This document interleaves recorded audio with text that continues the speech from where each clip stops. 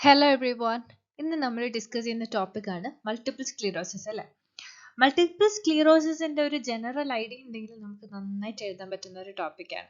മൈസ്തീന ഗ്രാവിസും multiple സ്ക്ലീറോസിസും എനിക്ക് എപ്പോഴും confusing ആയിട്ടുള്ള ഒരു ടോപ്പിക്കാണ്. സോ മൾട്ടിപ്പിൾ സ്ക്ലീറോസിസ് എന്ന് പറയുമ്പോൾ എന്താണ്? ഡീമൈലിനേഷൻ ആണ് അല്ലേ. അതായത് നമ്മുടെ സെൻട്രൽ നെർവസ് സിസ്റ്റത്തിൽ ഉണ്ടാകുന്ന ഒരു ഡിസോർഡർ ആണ്, ഒരു ഡീജനറേറ്റീവ് ഡിസോർഡർ ആണ്. അതുപോലെ തന്നെ ഒരു ഓട്ടോ ഇമ്മ്യൂൺ ഡിസോർഡർ ആണ്, ക്രോണിക് ആയിട്ടുള്ള ഡിസീസ് കണ്ടീഷനാണ്. അപ്പൊ ലാഗ് അടുപ്പിക്കണ്ട. Introduction: multiple sclerosis is a chronic debilitating autoimmune. അതൊരു ഇതിന് കൊടുത്തതേ ഉള്ളൂ, നിങ്ങൾ ജസ്റ്റ് ഇങ്ങനെ എഴുതുക. എന്താണ്? മില്യൺസ് ഓഫ് പീപ്പിളിനാണ് നമ്മുടെ വേൾഡ് വൈഡ് ഇത് എഫക്റ്റ് ചെയ്യുന്നത്. എന്ന് വെച്ച് കഴിഞ്ഞാൽ സെൻട്രൽ നെർവസ് സിസ്റ്റത്തിലെ പ്രൊട്ടക്റ്റീവ് കവർ ആയിട്ടുള്ള മൈലിൻ ഷീത്ത് ഉണ്ടല്ലോ, ആ മൈലിൻ ഷീത്ത് അവിടെ ഡീമൈലിനേഷൻ സംഭവിക്കുന്നു, അല്ലെങ്കിൽ എന്താണ് പ്രോഗ്രസീവ്ലി അതിന് ഡാമേജ് ഉണ്ടാക്കുന്നുണ്ട്. ആ പ്രൊട്ടക്റ്റീവ് കവറിനെ അവർ ഡാമേജ് ചെയ്യുന്നു. അപ്പോൾ ഈ കവറിങ് ഉണ്ടായത് കൊണ്ടാണ് എന്ത് ചെയ്യുന്നത്? മൾട്ടിപ്പിൾ സ്ക്ലീറോസിസ് പ്രോപ്പറായിട്ട്, അതായത് മൾട്ടിപ്പിൾ സ്ക്ലീറോസിസ് വന്നു കഴിഞ്ഞാൽ പ്രോപ്പറായിട്ടുള്ള കമ്മ്യൂണിക്കേഷൻ നടക്കൂല. എവിടെ? ആരുമായിട്ടാണ്? ബ്രെയിനും റെസ്റ്റ് ഓഫ് ദ ബോഡി ആയിട്ടുള്ള പ്രോപ്പർ കമ്മ്യൂണിക്കേഷൻ നടക്കൂല. അതിന്റെ ഭാഗമായിട്ട് ശരീരത്തിൽ എവിടെ വേണമെങ്കിലും, ശരീരത്തിലെ ഏത് കൈൻഡ് ഓഫ് തിങ്സിന്, അതായത് ഇപ്പം ഫിസിക്കലി ആണെങ്കിലും കോഗ്നിറ്റീവ്ലി ആണെങ്കിലും ഇമോഷണലി ആണെങ്കിലും ഒക്കെ എഫക്റ്റ് ചെയ്യാൻ പറ്റുന്ന ഒരു ഡ്രെഡ്ഫുൾ കണ്ടീഷനാണ് എന്തെന്ന് പറയുന്നത്? മൾട്ടിപ്പിൾ സ്ക്ലീറോസിസ് എന്ന് പറയുന്നത്. ഓക്കെ, മൾട്ടിപ്പിൾ സ്ക്ലീറോസിസിന്റെ ഒരു ഓവറോൾ നമ്മൾ ഒരു പ്രിവലൻസ് റേറ്റ് നമ്മൾ നോക്കുവാണെങ്കിൽ നമ്മുടെ വേൾഡിൽ തന്നെ ഏതാണ്ട് 2.3 മില്യൺ പീപ്പിൾസാണ് ഇത് എഫക്റ്റ് ചെയ്തിരിക്കുന്നത്. അതായത് അതുപോലെ തന്നെ നമ്മൾ യങ് അഡൾട്ട് ഉണ്ടല്ലോ, അതായത് ഒരു ഇടത്തരം ആളുകൾക്കൊക്കെ ഏറ്റവും കൂടുതൽ ഡിസബിലിറ്റി ഉണ്ടായി കണ്ടിരിക്കുന്നത് മൾട്ടിപ്പിൾ സ്ക്ലീറോസിസിന്റെ ഭാഗമായിട്ടാണ്. അതുപോലെ തന്നെ ഇപ്പോൾ എന്താണ്, മെന്നിനേക്കാളും കൂടുതലായിട്ടും ഇത് വുമണിനെയാണ് കാണിക്കുന്നത്. Woman are 2 to 3 times more likely to develop multiple sclerosis than men. കാരണം എന്ന് പറഞ്ഞു കഴിഞ്ഞാൽ ഈ മൾട്ടിപ്പിൾ സ്ക്ലീറോസിസിലെ എഫക്റ്റ് ഒരു ഇമ്പോർട്ടൻറ്റ് ഫാക്ടറാണ് ഹോർമോണൽ ചേഞ്ചസ്. ഹോർമോൺ ചേഞ്ചസ് മെന്നിനേക്കാളും കൂടുതൽ ആർക്കാണ് ഉണ്ടാകുന്നത്? വുമൻസിലാണ് ഉണ്ടാകുന്നത്. പിന്നെ ആർക്ക് വേണമെങ്കിലും ഉണ്ടാകാം, പക്ഷെ നമ്മൾ പറഞ്ഞേ ഉള്ളൂ അഡൾട്ടിലാണ്, അതായത് യങ് അഡൾട്ടിൽ ഡിസബിലിറ്റീസിന് കാരണക്കാരൻ എന്ന് പറയുന്നത് മൾട്ടിപ്പിൾ സ്ക്ലീറോസിസ് ആണ്. അതായത് യങ് അഡൾട്ടിൽ മാത്രം വരുള്ളൂ എന്നല്ല, ആർക്ക് വേണമെങ്കിലും ഇത് വരാം. Definition: multiple sclerosis is a chronic autoimmune and degenerative disorder affecting the central nervous system, which is characterized by demyelination, inflammation and axon damage. ഡീമൈലിനേഷനും ഇൻഫ്ലമേഷനും ഉണ്ടാകുന്നുണ്ട്. സോ ഇതിന്റെ ക്ലിനിക്കൽ ഫീച്ചേഴ്സ് ഓർത്ത് ഇൻഫ്ലമേഷനായിട്ട് റിലേഷൻ ഉണ്ടെന്നും ഫാർമക്കോളജിക്കൽ മാനേജ്മെന്റ് എടുക്കുമ്പോൾ ഇൻഫ്ലമേഷന് വേണ്ടിയിട്ടുള്ള മാനേജ്മെന്റ് വേണമെന്നും ഒക്കെ നമ്മൾ ഓർത്തിരിക്കുക. മനസ്സിലായല്ലോ? ഓക്കെ, ഇതിന്റെ ടൈപ്സ് ഭയങ്കര ഇമ്പോർട്ടൻ്റ് ആണ്. റിലാപ്സിങ് റെമിറ്റിംഗ് മൾട്ടിപ്പിൾ സ്ക്ലീറോസിസ് അല്ലെങ്കിൽ MS എന്ന് പറഞ്ഞു കഴിഞ്ഞാൽ റിലാപ്സ് ആൻഡ് റെമിഷൻ എന്നാണ് പറഞ്ഞത്. റിലാപ്സ് എന്ന് പറഞ്ഞാൽ സഡൻ ആയിട്ട് പെട്ടെന്ന് കണ്ടീഷൻ വേഴ്സൺ ചെയ്യുക, അല്ലെങ്കിൽ സിംറ്റംസ് വേഴ്സൺ ചെയ്യുക, അല്ലെങ്കിൽ പല ടൈപ്പ് ഓഫ് സിംറ്റംസ് ഒറിജിനേറ്റ് ചെയ്യുകയും ചെയ്യും. പക്ഷെ ഇത് കുറച്ച് നാളെ കാണും. ഇപ്പൊ ഒരു ദിവസം തൊട്ട് ഇപ്പോൾ ഒരാഴ്ച വരെയൊക്കെ ഇത് നീണ്ടു വയ്ക്കുള്ളൂ. പിന്നെ ഈ സിംറ്റംസ് ഒക്കെ എന്താ ഓക്കെ ആയിട്ട് ഡിസപ്പിയർ ആവാൻ തുടങ്ങും. അതായത് അവർ റിക്കവറിയിലോട്ട് വരും. ഇതാണ് റിലാപ്സിങ് റെമിറ്റിംഗ്. അവർ കുറച്ച് കഴിയുമ്പോൾ അവർ റിക്കവർ ആവും, പേഷ്യന്റ് റിക്കവർ ആവും. ഇനി സെക്കൻഡറി പ്രോഗ്രസീവ് ആണെങ്കിൽ എന്താ സംഭവം എന്ന് പറഞ്ഞു കഴിഞ്ഞാൽ, ഇപ്പം അതായത് റിലാപ്സിങ് റെമിറ്റന്റ്, അതായത് കണ്ടീഷൻ വന്നു, അവർക്ക് എന്തായി പ്രോഗ്രഷൻ ഒക്കെ സംഭവിച്ച് അവർ ഓക്കെ ആയിട്ട് ഒരു 10-20 കൊല്ലം കഴിയുമ്പോൾ പിന്നെയും വരും. ആര്? ഈ മൾട്ടിപ്പിൾ സ്ക്ലീറോസിസ്. അതിനാണ് സെക്കൻഡറി പ്രോഗ്രസീവ് എന്ന് പറയുന്നത്. ഇനി പ്രൈമറി പ്രോഗ്രസീവ് എന്ന് പറഞ്ഞു കഴിഞ്ഞാൽ, ഇപ്പം ഫോർ എക്സാമ്പിൾ എനിക്ക് മൾട്ടിപ്പിൾ സ്ക്ലീറോസിസ് വന്നു വെച്ചാൽ, ഇത് വന്നു കഴിഞ്ഞു കഴിഞ്ഞാൽ ഈ സിംറ്റംസ് കൂടുന്നതല്ലാതെ എന്ത് ചെയ്തില്ല, പേഷ്യന്റ് പഴയതുപോലെ വരില്ല. അതായത് പേഷ്യന്റിന് ഒരു റിക്കവറി ഉണ്ടാവത്തില്ല. പോകുന്തോറും കാലക്രമേണ എന്ത് ചെയ്യത്തുള്ളൂ, ഈ അസുഖം കൂടത്തതേ ഉള്ളൂ. അതായത് ഇനി കുറവ് വരത്തില്ല. ഇനി പ്രോഗ്രസീവ് റിലാപ്സിങ് ആണെങ്കിൽ എന്താണ്? ഗ്രാജുവൽ പ്രോഗ്രഷൻ വിത്ത് എക്സാസർബേഷൻ എന്നാണ് പറയുന്നത്. അതായത് പ്രോഗ്രഷൻസ് ഉണ്ടാകും. അതായത് ഇപ്പൊ പ്രൈമറി പ്രോഗ്രസീവ് പോലെ എന്താണ്, കണ്ടിന്യൂസ് ആയിട്ട് പ്രോഗ്രസ് നടക്കും. എന്നാൽ ചില ഒക്കേഷനുകളിൽ ഇത് മൾട്ടിപ്പിൾ സ്ക്ലീറോസിന്റെ സിംറ്റംസ് ഒന്ന് കുറയും. പക്ഷെ പൂർണ്ണമായിട്ട് എന്ത് ചെയ്യുന്നില്ല, ഇത് അവസാനിക്കുന്നില്ല. മനസ്സിലായല്ലോ? ഇതാണ് ഇതിന്റെ ടൈപ്സ് എന്ന് പറയുന്നത്. എനിക്ക് തോന്നുന്നു നിങ്ങൾക്ക് ഇത് മനസ്സിലായി കാണുമെന്ന്. ഇത്രയാണ് ഇതിന്റെ ടൈപ്സ് കൊണ്ട് ഉദ്ദേശിക്കുന്നത്. സോ റിസ്ക് ഫാക്ടേഴ്സ്, ഈ റിസ്ക് ഫാക്ടേഴ്സ് തന്നെയാണ് കേട്ടോ അവരുടെ ഈ കോസസ് എന്ന് പറയാനുള്ളത്. കോസസ് എന്നാലും ഞാൻ കുറച്ചും കൂടെ എഴുതിയിട്ടുണ്ട്, മൾട്ടിപ്പിൾ സ്ക്ലീറോസിസ് വരാനുള്ള കുറച്ച് കോസസ്. അപ്പൊ ഏജ് നമ്മൾ പറഞ്ഞു, ഒരു പെർട്ടിക്കുലർ ഏജ് ഇല്ല, എന്നാൽ ഈ ഒരു ഏജിൽ കണ്ടീഷൻസ് വരാം. ഫീമെയിലിനാണ് കൂടുതൽ വരുന്നത്, ഫാമിലി ഹിസ്റ്ററി ഉള്ളവർക്ക് വരാം, കാരണം എന്താ, ഒരു ഓട്ടോ ഇമ്മ്യൂൺ ഡിസോർഡറും ആണ്. അതുപോലെ തന്നെ എന്താണ്, ക്രോണിക് ആയിട്ടുള്ള ഡിസീസ് കണ്ടീഷൻ. ഇപ്പൊ ഫാമിലി ഹിസ്റ്ററി അത് ഫസ്റ്റ് ലൈൻ നമ്മൾ പറയില്ലേ, അതായത് സ്വന്തം അമ്മയ്ക്കോ അച്ഛനോ അങ്ങനെയുള്ള ആളുകൾക്ക്, പെങ്ങൾക്കോ അങ്ങനെ ആർക്കെങ്കിലും ഒക്കെ എത്തിനിസിറ്റി, ജിയോഗ്രഫിക്കൽ ലൊക്കേഷൻ,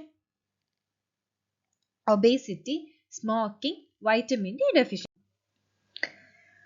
പിന്നെ എത്തനിസിറ്റി പറയുമ്പോൾ നമുക്ക് അതിനകത്ത് പറയുന്നത് കൂടുതൽ യൂറോപ്യൻസിനൊക്കെയാണ് ഇത് ഉണ്ടാകുന്നത് കേട്ടോ. ഏഷ്യൻസിനൊക്കെ റിസ്ക് കുറവാണ്, പക്ഷെ യൂറോപ്യൻസിന്, അതുപോലെ തന്നെ ഈ വൈറ്റ് ആയിട്ടുള്ള ആൾക്കാരില്ലേ അവർക്ക്, ആഫ്രിക്കൻ അമേരിക്കൻസിന് എന്താണ്, അവർക്കൊക്കെ കുറച്ച് മാത്രമേ വരുള്ളൂ. അപ്പം ഈ ജിയോഗ്രഫിക്കൽ ലൊക്കേഷൻ ഇതൊക്കെ അനുസരിച്ചിട്ട് ഇത് മാറും.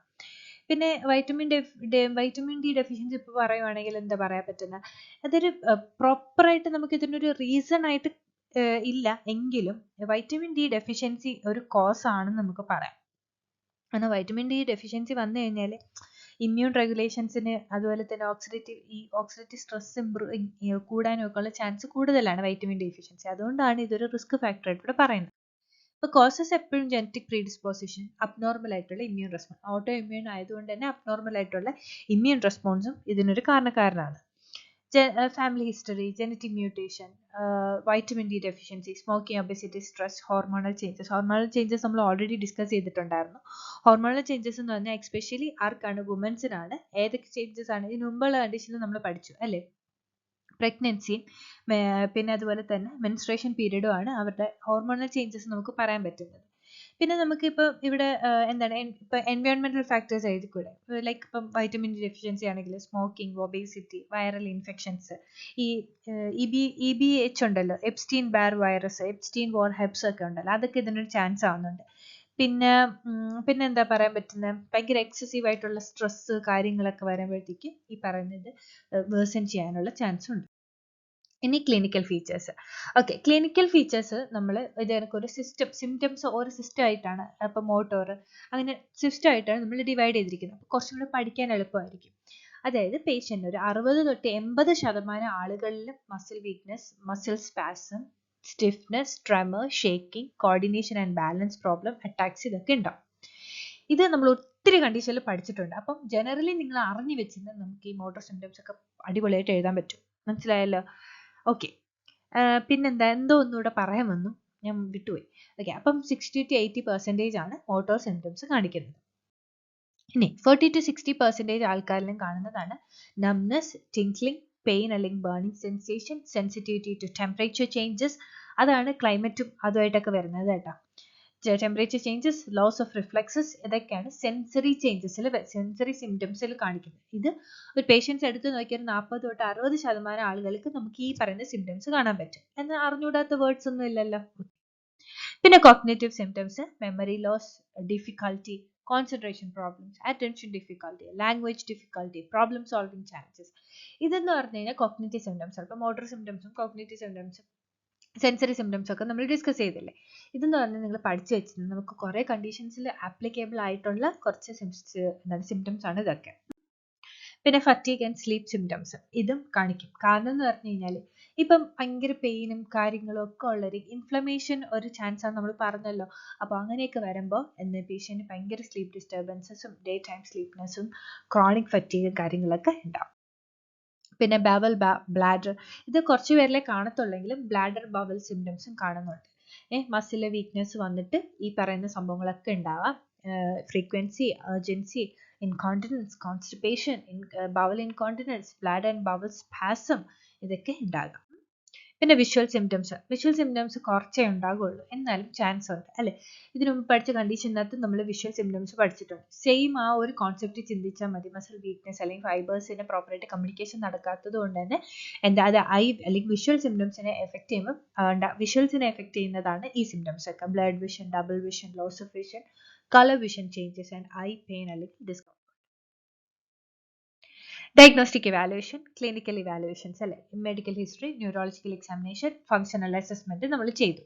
Then imaging studies, MRI C T ഒക്കെ നമ്മൾ എപ്പോഴും ചെയ്യുന്നതാണ്. ഇപ്പൊ ഇവിടെ ഞാൻ എഴുതിയിട്ടുണ്ടെന്ന് വെച്ചാൽ MRI കോൺട്രാ ഇൻഡിക്കേറ്റഡ് ആയിട്ടുള്ളവർക്ക് നമ്മൾ സി ടി എടുത്താൽ മതി. ഇപ്പൊ സി ടി MRI കൂടെ ഒന്നും ചെയ്യണമെന്ന് നിർബന്ധമില്ല. പിന്നെ സ്പൈനൽ കോഡ് MRI ആവശ്യമുണ്ടെങ്കിൽ എടുക്കുക, എന്തെങ്കിലും ലീഷൻസോ കാര്യങ്ങളോ ഉണ്ടോ എന്ന് അറിയാൻ വേണ്ടിയിട്ട്, അല്ലെങ്കിൽ സിംറ്റംസ് അതിനെയൊക്കെ എഫക്ട് ചെയ്തിട്ടുണ്ടോ അങ്ങനെയൊക്കെ അറിയാൻ വേണ്ടിയിട്ടാണ് സ്പൈനൽ കോഡ് MRI എടുക്കാൻ പറഞ്ഞത്. പിന്നെ ലാബ് ടെസ്റ്റ് ആണ് നോർമലി നമ്മൾ ചെയ്യുന്നത്. Vitamin B12, folate level, C reactive protein, erythrocyte sedimentation rate, blood chemistry, അതായത് LFT RFT കാര്യങ്ങളൊക്കെ നോക്കുന്നു. CBC ഒക്കെ നമ്മൾ നോക്കുന്നു. സപ്പോർട്ടീവ് ടെസ്റ്റുകളാണ്. കാരണം ഇപ്പോൾ നമുക്ക് എന്തെങ്കിലുമൊക്കെ ഒരു അസുഖം വന്നെന്ന് വിചാരിച്ചോ, ഇപ്പം നടുവേദനയൊക്കെ ആയിരിക്കും അല്ലേ, നടുവേദന വന്നാലും നമ്മളിപ്പം എക്സ്റേ എടുത്തിട്ട് ബ്ലഡ് ടെസ്റ്റ് കൂടെ ചെയ്യാൻ പറയത്തില്ല. കാരണം എന്ന് വെച്ച് കഴിഞ്ഞാൽ നമ്മൾ സപ്പോർട്ടീവ് ടെസ്റ്റുകൾ നമ്മൾ എപ്പോഴും ലാബ് ടെസ്റ്റുകൾ എന്ത് കണ്ടീഷനും നമ്മൾ ചെയ്യുന്നതാണ്. ഇപ്പോൾ ഇവോക്ഡ് പൊട്ടൻഷ്യൽസ് അല്ലേ, ഇതെന്ന് പറഞ്ഞു കഴിഞ്ഞാൽ ഇതിൻ്റെ കൺഫർമേറ്ററി ടെസ്റ്റുകളാണ് ഇവരൊക്കെ. അതായത് ഇപ്പം വിഷ്വൽ ഇവോക്ഡ് പൊട്ടൻഷ്യൽ പേര് തന്നെ ഉണ്ട് അല്ലേ, അതായത് ഇതിന്റെ മെയിൻ പർപ്പസ് അല്ലെങ്കിൽ ഇവോക്ഡ് പൊട്ടൻഷ്യൽസിന്റെ മെയിൻ പർപ്പസ് എന്ന് പറഞ്ഞു കഴിഞ്ഞാൽ നെർവ് ഡാമേജ് വന്നിട്ടുണ്ടോ, പിന്നെ കണ്ടക്ഷൻ സ്റ്റഡി അറിയാൻ വേണ്ടിയിട്ടും എവിടം വരെ ഡിസീസ് എത്രത്തോളം പ്രോഗ്രസ് ആയിട്ടുണ്ട്, പിന്നെ സെൻട്രൽ നെർവസ് സിസ്റ്റത്തിന് തന്നെയാണോ, ഇപ്പൊ നമ്മൾ കൺഫർമേറ്ററി ആണ് അല്ലെ, കൺഫേം ദ CNS ഇൻവോൾവ്മെന്റിനെ ആണോ എന്ന് കൺഫേം ചെയ്യാൻ വേണ്ടിയിട്ടും, പിന്നെ ഇതെന്ത് തരം മൾട്ടിപ്പിൾ സ്ക്ലീറോസിസ് ആണെന്നൊക്കെ കണ്ടുപിടിക്കാൻ വേണ്ടിയിട്ടാണ് നമ്മൾ ഇവോക്ഡ് പൊട്ടൻഷ്യൽസ് യൂസ് ചെയ്യുന്നത്. ഇപ്പം വിഷ്വൽ ഇവോക്ഡ് പൊട്ടൻഷ്യൽ ആണെങ്കിൽ എവിടെയായിരിക്കും ഒപ്റ്റിക് നെർവ്, വിഷ്വൽ പാത്വേ, അവിടെയൊക്കെ അറിയാൻ വേണ്ടിയിട്ട്. സൊമാറ്റോ സെൻസറി എന്താ, നമ്മുടെ ടച്ചും പ്രഷറും ഒക്കെ ഉണ്ടല്ലേ, അതായത് സെൻസസ് നോക്കാൻ വേണ്ടിയിട്ടാണ് യൂസ് ചെയ്യുന്നത്.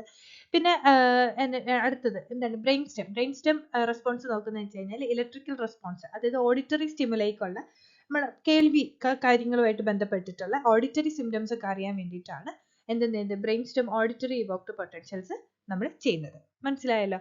അപ്പൊ നിങ്ങൾ ചിന്തിക്കും എന്തിനാ സെറിബ്രൽ സ്പൈനൽ ഫ്ലൂയിഡ് അനാലിസിസ് ചെയ്യുന്നത്?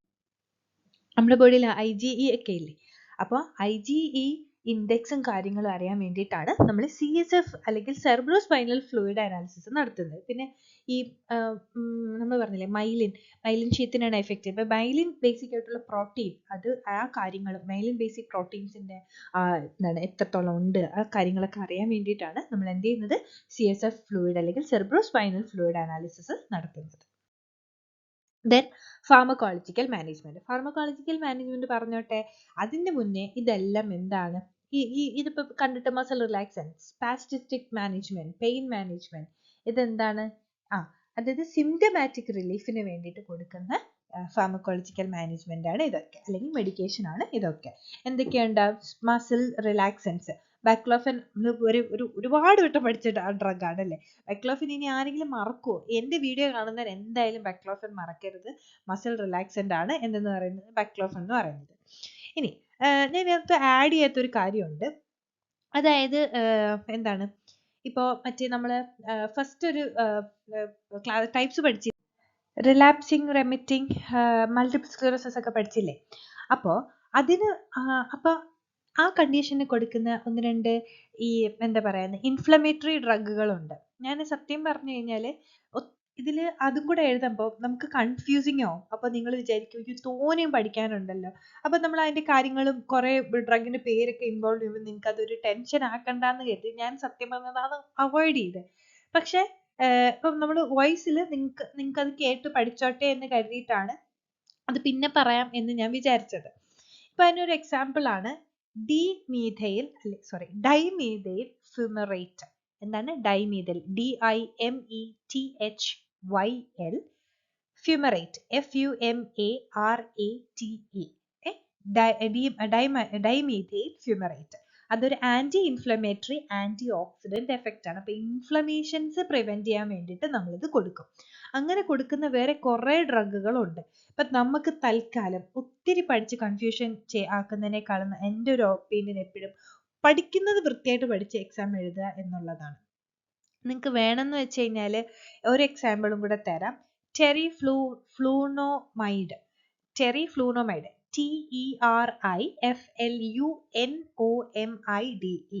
ഇതും സെയിം തന്നെയാണ്. എന്താണ് ഇപ്പം ഈ ലിംഫോസൈറ്റിന്റെ ഒക്കെ കൗണ്ടുകൾ ഉണ്ടല്ലോ, അത് കുറയ്ക്കാൻ വേണ്ടിയിട്ട്, ഇൻഹിബിറ്റ് പൈറാമിഡിൻ സിന്തസിസ് ഒക്കെ കുറയ്ക്കാൻ വേണ്ടിയിട്ടും ഒക്കെയാണ് ഇത് കൊടുക്കുന്നത്. ഇതും ഈ RRMSനാണ് നമ്മൾ കൊടുക്കുന്നത്. പിന്നെ സിംറ്റമാറ്റിക് റിലീഫിന് മസിൽ റിലാക്സൻ്റ് ആയിട്ടുള്ള ബാക്ലോഫാൻ, ടിസാഡിൻ ഒക്കെ നമ്മൾ കൊടുക്കും. പിന്നെ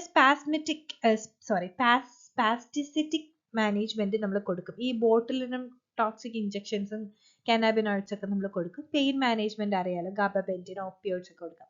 ഓക്കെ, ഈ ഗാമാപെന്റിൻ എന്ന് പറയുന്നതും അതുപോലെ തന്നെ പ്രീഗാബാലിൻ എന്ന് പറയുന്നതും ഒരു ന്യൂറോപ്പതിക് പെയിൻ, അതായത് ന്യൂറോപ്പതിക് പെയിൻ ഉള്ള ആളുകൾക്ക് കൊടുക്കുന്ന ഡ്രഗുകളാണ് ഗാബാപെന്റിൻ അവരൊക്കെ.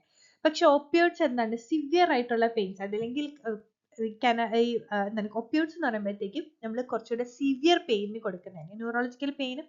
ന്യൂറോപ്പതിക് പെയിനും മറ്റതും ഡിഫറെന്റ് ആണല്ലോ. പിന്നെ ഫറ്റീഗ് മാനേജ്മെന്റിന് നമുക്ക് വേണമെങ്കിൽ ഡോപ്പമൈൻ അഗോണിസ്റ്റ് ആയിട്ടുള്ള അമാറ്റിഡിൻ നമുക്ക് കൊടുക്കാം. പിന്നെ എന്താ കൊടുക്കുന്നത്, ബ്ലാഡർ ബവൽ മാനേജ്മെന്റിനാണെങ്കിൽ ആന്റി കോളിനർജിക്സ് ആണ്. എന്തെന്ന് പറയുന്നത്, ഓക്സിബ്യൂട്ടനൈൻ. നിങ്ങൾക്ക് അറിയാവുന്ന ആന്റി കോളിനർജിക്സ് എഴുതിയാൽ മതി. മനസ്സിലായോ? ഓക്സിബ്യൂട്ടനൈൻ ഒരു ആന്റി കോളിനർജിക് ഡ്രഗ് ആണ്, അതാണെങ്കിൽ നമ്മൾ കൊടുക്കുന്നത്. ഞാൻ ഇതിനകത്ത് ആന്റി കോളിനർജിക്സ് എന്ന് മാത്രമേ എഴുതിയിട്ടുള്ളൂ കേട്ടോ, മറ്റേ അതിന്റെ എക്സാമ്പിൾ എഴുതിയിട്ടില്ല. അതാണ് ഓക്സിബ്യൂട്ടനൈൻ. എന്താണ്, OXYBUTYNIN. ആക്ച്വലി ഞാനിത് ഞാൻ പറഞ്ഞില്ലേ, ഇപ്പൊ നമ്മൾ ഒത്തിരി കാണുമ്പോൾ നമുക്ക് പഠിക്കാൻ തോന്നൂല.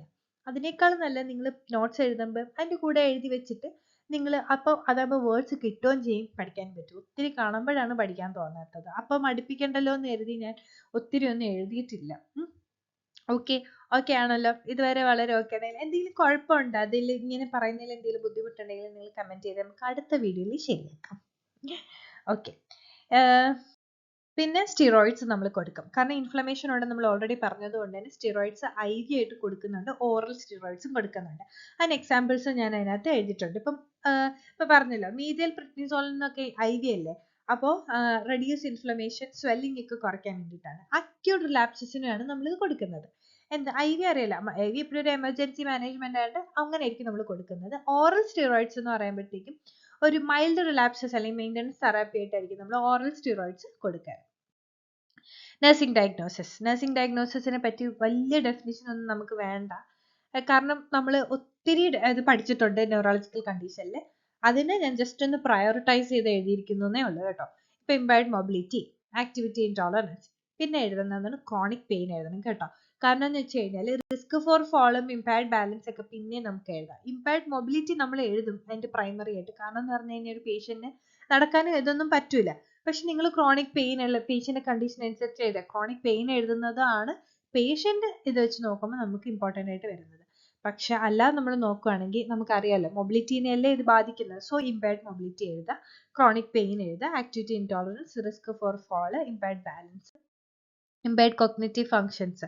ഇമ്പയർഡ് കോഗ്നിറ്റീവ് ഫങ്ഷൻസ് എന്തൊക്കെയായിരുന്നു, ആൻസൈറ്റി, പവർലെസ്നെസ്, ഇമ്പയർഡ് സോഷ്യൽ ഇന്ററാക്ഷനും കാര്യങ്ങളൊക്കെ വരും.